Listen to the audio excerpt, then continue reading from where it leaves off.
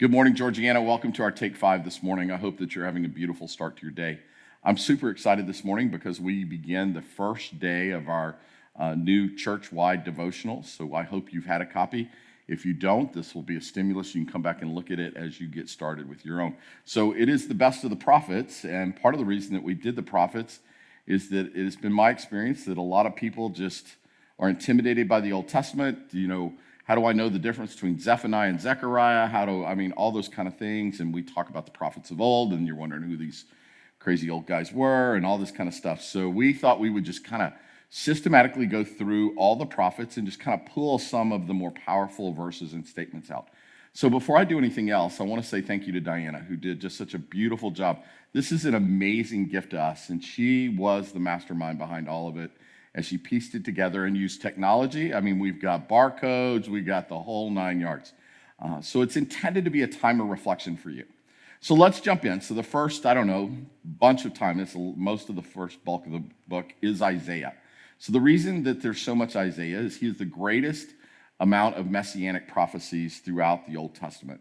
Secondly, he is considered the first of the major prophets, of the big prophets, which would be Isaiah and Jeremiah and Ezekiel. So that's part of the reason that we started in that place with him.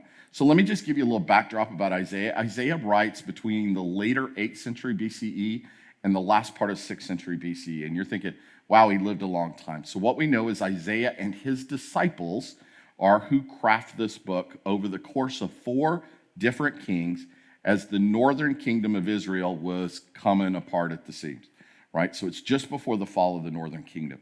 And so he is railing against all the things that has caused the church to struggle over the years, things like idolatry and drifting away from God and worshiping other idols and all those kind of things which cause us to do evil in the sight of the Lord. So we also know that there are 3 prophets, minor prophets, that are contemporaries of Isaiah. So they're Amos, Hosea, and Micah.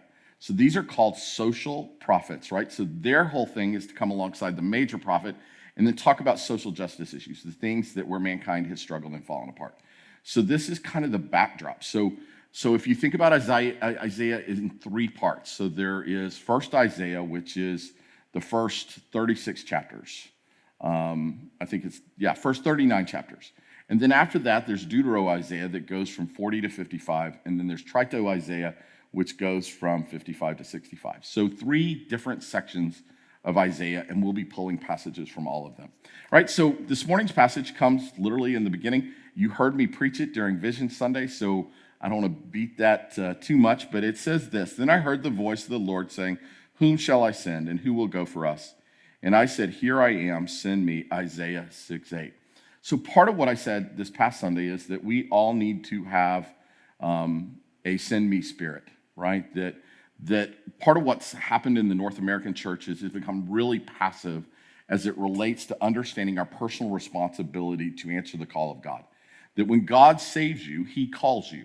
He doesn't save you and then set you aside. He saves you with a purpose for you to go ahead and do the good works that he preordained before you were born, right? So having a send me spirit then sees all of ministry as an act of intentionality.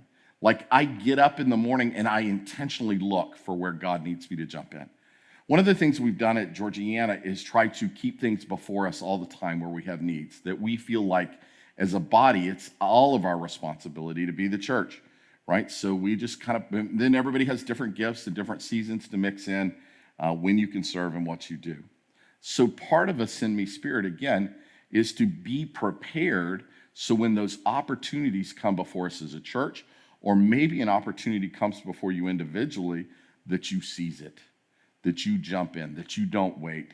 You don't hesitate and think that it's somebody else's responsibility, right? So I want us to have a send me spirit as we head into the new year so that we can be looking for those opportunities that God has literally placed in front of us to make a difference in the life of our community, as well in the lives of individuals that could literally transform them for all of eternity.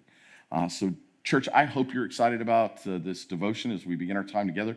We're just going to do this every Monday. We're just going to unpack a scripture and talk about it to kind of set the course of your week.